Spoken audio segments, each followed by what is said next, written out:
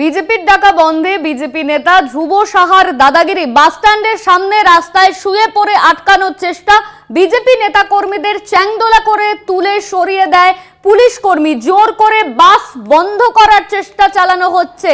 বিজেপির জেলা সভাপতি ধ্রুব সাহার বিরুদ্ধে অভিযোগ উঠছে, সেই ছবি আপনারা দেখতে পাচ্ছেন। ইতিমধ্যে কিন্তু জোর করে বাস বন্ধ করার চেষ্টা চালাচ্ছে। বিজেপির ডাকা বন্ধে কিন্তু ধ্রুব সাহার দাদাগিরির ছবি সামনে আসছে। বাস স্ট্যান্ডের সামনে রাস্তায় শুয়ে পড়ে বাস আটকানোর চেষ্টা, বিজেপি কর্মীদের চ্যাংদোলা করে সরিয়ে দেওয়া হয়েছে পুলিশের তরফে। জোর করে বাস বন্ধের চেষ্টা বিজেপি কর্মীদের।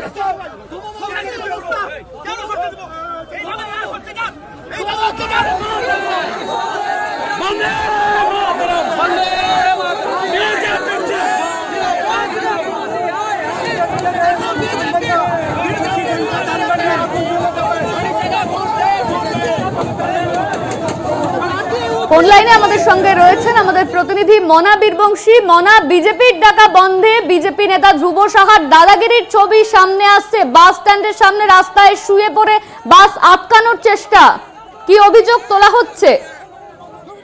একেবারেই তাই। দেখো অনন্যা, বিজেপি নেতাদের কার্যত দাদাগিরির ছবি কিন্তু মূলত বীরভূম জেলায় উঠে আসছে, যেটা কিন্তু বলা যেতে পারে।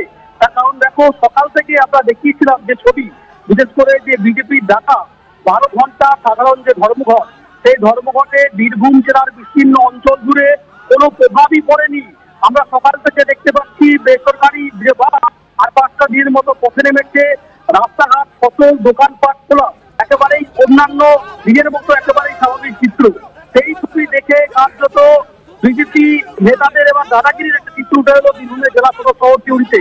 কি দেখলাম, বিজেপির বীরভূম জেলা সাংগঠনিক জেলা সভাপতি ধ্রুব সাহা পিয়ার নেতৃত্বে এদিন সিউড়িতে কিন্তু মিছিল বেরিয়েছিল, এবং সেই মিছিল আমরা দেখলাম সিউড়ি সদর শহর সেই বাস স্ট্যান্ডের ঠিক সামনে বিজেপি নেতা ধ্রুব সাহার একেবারেই দাদাগিরির চিত্রটা কিরকম জোর করে কার্যত বলতে পারে, জোর করে এক প্রকার, আমার বলছি জোর করে এক প্রকার বেসরকারি যে বাস, সেই বাস বন্ধ করে দেওয়ার তিনি কিন্তু একেবারে চেষ্টা চালালেন।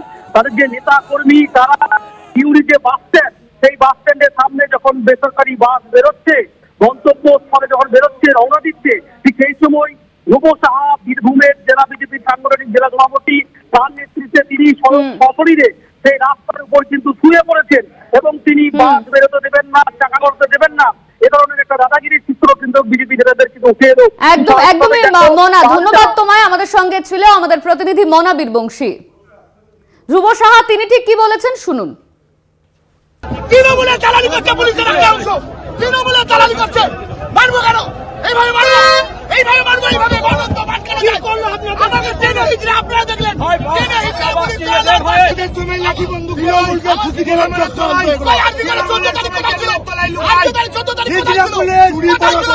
ছিলেন? আমরা